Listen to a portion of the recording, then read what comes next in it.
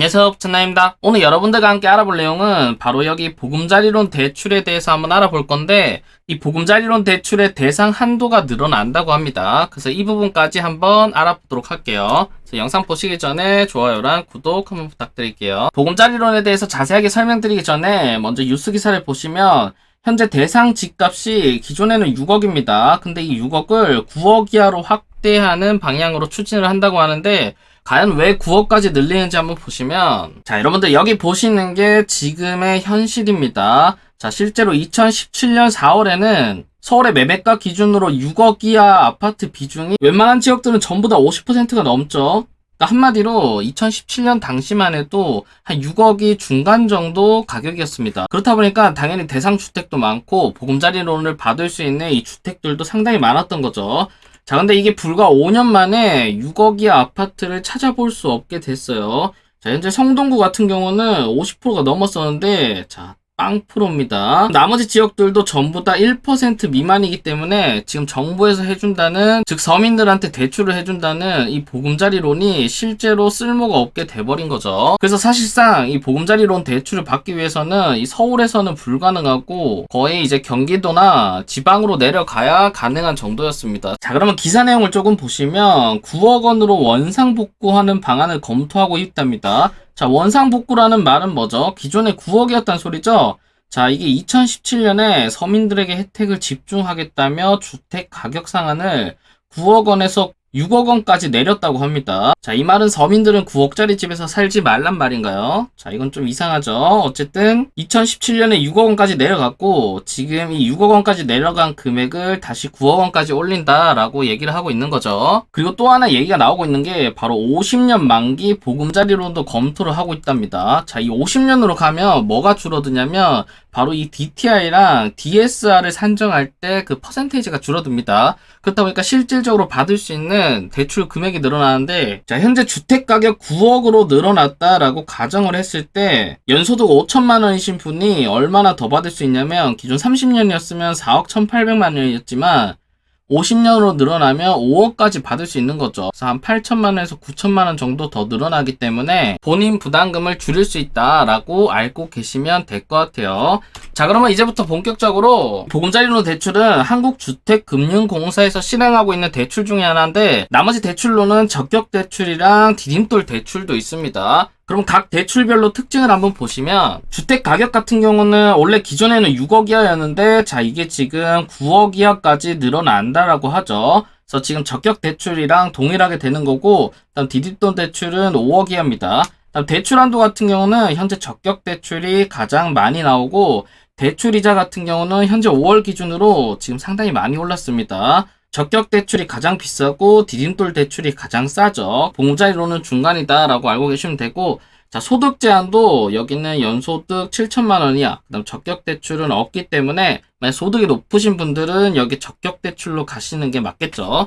자, 여기 대충 특징을 보고 여러분들이 받을 대출을 확인해 보시면 될 것 같고, 자, 그러면 보금자리론 대출의 금리를 한번 보시면 여기는 총 3개로 나눠져 있는데, 이 3개로 나눠진 것 중에 가장 싼 게 뭐냐면 바로 아낌이 보금자리론입니다. 그래서 여기 현재 보시는 바와 같이 대출 이자가 다른 거에 비해서 0.1% 더 할인을 하고 있는 거죠. 이런 이유는 이거는 전부 다 인터넷으로 처리를 하기 때문에 0.1% 감면이 되는 겁니다. 그래서 현재 지금 여기 보이시는 이 금리는 지금 5월 기준인 거를 알고 계시면 될 것 같아요. 그래서 10년으로 해도 4%고 40년으로 하면 4.3%다 라고 알고 계시면 될 것 같습니다. 자, 그러면 신청 자격으로는 첫 번째로는 만 19세 이상 대한민국 국민이어야 되고, 자, 두 번째는 주택수입니다. 자, 무주택자 또는 한주택자가 가능한데, 한주택자 같은 경우는 일시적 2주택을 허용해준다고 하죠. 그래서 기존 주택의 처분기한은 투기랑 투기 과열지구는 1년, 그 다음 기타 지역은 2년으로 설정을 하고 있기 때문에 여러분들이 꼭 알고 계시면 되고, 그 다음 소득 요건도 있습니다. 현재 부부 합산으로 연소득 7천만 원. 자, 미혼이면 본인만, 기혼이면 부부 합산이야 라고 합니다. 하지만 여기서 혜택을 좀 주는 게, 자, 신혼가구 같은 경우는 연소득 8,500만 원 이하까지는 가능하다라고 하네요. 그 다음 결혼 예정자도 가능하다라고 하니까 알고 계시면 되고, 그 다음 다자녀 같은 경우도 소득이 조금 더 늘어납니다. 자, 3명 이상 경우는 최대 1억까지, 그다음 1명인 경우는 8천, 2명인 경우는 9천까지 가능하다고 하네요. 그러면 여기서 여러분들한테 팁을 하나 알려드리면, 아까 전에 부부 합산 연소득 7천만 원이라고 했는데 여기 갈로에 뭐라 적혀있냐면, 자, 부부 합산도 7천만 원이고 미혼도 7천만 원이라고 합니다. 이 말은 뭐죠? 자, 실질적으로 여러분들이 혼인신고를 하게 될 경우 이 7천만 원을 넘어가시는 분들이 정말 많을 거다라고 생각합니다. 그렇기 때문에 만약 지금 결혼 예정이신 분들이라면 혼인신고 전에 미리 대출을 받는 거를 적극 추천드립니다. 왜냐하면 남자가 있고 여자가 있는데, 예를 들어서 남자 소득이 6천만 원이고 여자 소득이 4천만 원이라고 할게요. 그럼 둘이 합치면 얼마죠? 자, 벌써 1억 넘어가기 때문에 뭐 다자녀로 가도 안 되는 겁니다. 그렇다 보니까 지금 여기 같은 경우는 A가 받든지 B가 받든지 둘 중 한 명이 먼저 이렇게 대출을 실행하면 가능한 거죠. 그 다음 두 번째는, 만약 이미 혼인신고를 했다면 여기 연소득 8,500만 원 이하인지 한번 확인해 보시고, 만약 소득 제한이 걸릴 경우는 적격 대출을 이용해 보시는 게 좋겠죠. 그리고 이 첫 번째 혼인신고 전에 미리 대출을 받기가 가능한 이유가, 대출을 실행하고 나서는 더 이상 소득을 안 봅니다. 즉 중간에 연소득이 오르거나 뭐 혼인을 해서 합산소득이 증가해도 무방하다는 거죠. 그래서 이 점은 알고 계시면 좋을 것 같아요. 그 다음 대출금리는 아까 보여드린 것처럼 지금 현재 5월 기준이고, 지금 이 금액 같은 경우는 매달 변경되기 때문에 여러분들이 사이트 가서 한번 확인해 보시면 되고, 여기서 아시면 좋을 게 바로 우대금리가 있습니다. 자, 한부모 가구, 장애인 가구, 다문화 가구, 다자녀 가구는 각 항목별로 0.4%, 그 다음 신혼 가구는 0.2% 금리 우대가 가능한데, 자, 이 우대 금리 중 택 그러니까 두 개를 택할 수 있다는 거죠. 최대 0.8%까지 가능하니까 만약 여러분들이 조건이 되는 게 있으면 우대 금리를 적극적으로 활용하시길 바라고, 다만 근데 이것도 좀 조건이 있는 게, 우대금리를 받으시려면 아까보다 연소득이 조금 더 줄어듭니다. 부부 합산 연소득 6천만 원 이하여야 되고, 다만 신혼가구 및 다자녀 같은 경우는 연소득 7천만 원까지는 가능하다라고 하네요. 그 다음 두 번째로 서민우대 프로그램 대상자일 경우는 0.1% 우대를 한다라고 하는데, 자, 이것도 조건을 보시면 주택가격 3억, 수도권은 5억 이하라고 하는데, 자, 많이 없겠죠.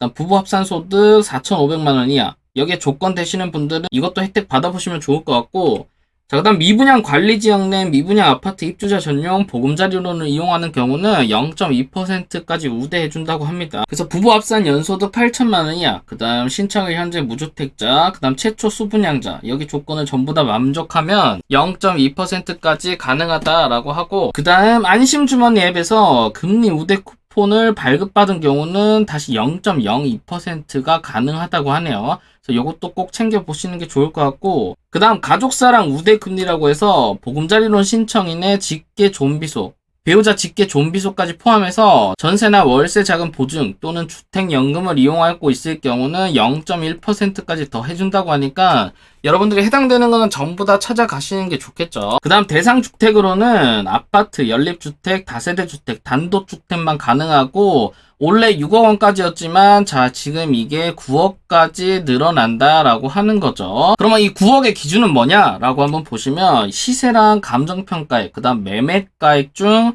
어느 하나라도 6억을 초과하는 주택은 제외된다고 하니까, 자, 이 세 개 중에 어느 것도 9억이 넘으면 안 되겠죠. 알고 계시면 되고, 조정 대상 지역 같은 경우는 LTV가 60%, 조정 대상 지역이 아니라면 70%에 60%인 거죠. 다만 여기서 실수요자 같은 경우는 70%까지 해주는데, 실수요자 조건이 뭐냐면 연소득 7천만 원, 주택가격 5억 이하, 그 다음 무주택자까지만 가능하다고 하네요. 그 다음 DTI 같은 경우는 본인이 연봉에 비례해서 받기 때문에 실제로 이 LTV까지 전부 다 못 받는 경우도 생기는 거죠. 그렇다 보니까 아까 전에 말씀드린 50년짜리를 이용하면 한도가 조금 더 늘어나는 거를 알 수 있습니다. 그 다음 대출 한도인데, 이 대출 한도는 우선 최대 3억 6천까지만 가능하다고 하네요. 미성년 자녀가 3명인 경우는 4억까지 가능하다고 하고, 최대 LTV 70%까지 가능하다라고 합니다. 그래서 만약 대상주택이 9억까지 늘어난다면 과연 여기 보시는 이 한도도 늘어날지는 한번 좀 지켜봐야 될 것 같아요. 그 다음 대출 기간은 이제 10년, 15년, 20년, 30년, 40년까지 있는데, 여기에 추가로 50년까지 간다는 거죠. 그리고 40년 같은 경우는 대출 신청인 만 39세 이하 또는 신혼가구가 가능하고, 원리금 균등 상환이랑 원금 균등 상환만 가능하다라고 하네요. 그 다음 대출 상환에 대해서 한번 알아보면, 거치기간, 이자만 납부하는 기간은 우선 없습니다. 그 다음 조기 상환 수수료 같은 경우는 지금 현재 받는 경우는 3년 이내에 상환하면 최대 1.2% 이내고 자녀 일수에 따라서 1할 계산되어 감소하는 슬라이딩 방식이라고 합니다. 이전에 받으신 분들은 여기 기준을 한번 참고해 보시면 될 것 같아요. 그 다음 대출 상환 방식은 총 3가지가 있는데 원리금 균등, 원금 균등, 체증식 분할 상환이 있는 거죠. 그래서 이거는 여기 밑에 그림을 보시면 좀 직관적으로 확인이 가능한데 여기 보이시는 체감식이 원금 균등입니다. 그래서 원금은 균등하게 가고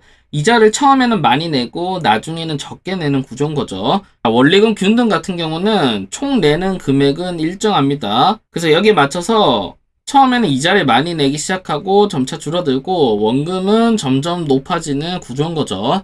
자, 그다음 체증식 같은 경우는 어떻게 보면 약간 거치식이랑 비슷한데 처음에는 이자만 거의 내게 되는 거죠. 그러다가 나중에 급격하게 줄어들면서 원금이 급격하게 늘어나는 구조입니다. 그래서 여러분들이 선호하는 방식으로 대출을 받으시면 되는데 개인적으로는 여기 보시는 이 체증식 초반에는 그냥 거치식이랑 거의 비슷하기 때문에 초반에 들어가는 금액이 적다라고 알고 계시면 될 것 같아요. 그 다음에 보금자리론 같은 경우는 전입 사실도 확인을 해야 되는데 대출 실행일로부터 3개월 이내에 보험권 담보주택의 전입을 완료해야 되고 전입일로부터 1년 동안은 여기 담보주택에 계속 거주를 유지해야 됩니다. 만약 여러분들이 1년 안에 다른 곳으로 이사갈 생각이 있다라고 하면 지금 여기 보이시는 이 대출은 받으시면 안 되는 거죠. 그래서 만약 이거를 지키지 않았다라고 하면 기한이익 상실로부터 3년 동안 보금자리론 신규 이용이 제한되니 이 점은 여러분들이 알고 계시면 될 것 같아요. 그래서 여러분들이 실제로 여기 한국주택금융공사 홈페이지 들어와서 여기 보이시는 주택담보대출 그다음 여기 보이시는 예상대출 조회를 클릭해 보시면 이 화면이 뜨는데 여기서 여러분들이 실제로 예상 대출 금액을 조회를 해볼 수 있기 때문에 여러분들 상황에 맞는 내용을 적으셔서 한번 꼭 예상 조회를 해보시기를 권해드릴게요. 그래서 오늘은 보금자리론에 대해서 알아봤는데 실제로 이게 6억에서 9억까지는 늘어날 것 같습니다. 왜냐면 워낙 6억 이하 주택이 거의 없다 보니까 여기까지 늘어날 것 같아서 나중에 늘어나게 되면 여러분들이 한번 이용해보시면 좋을 것 같아요. 그래서 오늘 영상이 여기서 마치고요. 오늘 영상이 도움되셨다면 좋아요랑 구독 알림 설정까지 부탁드릴게요. 감사합니다.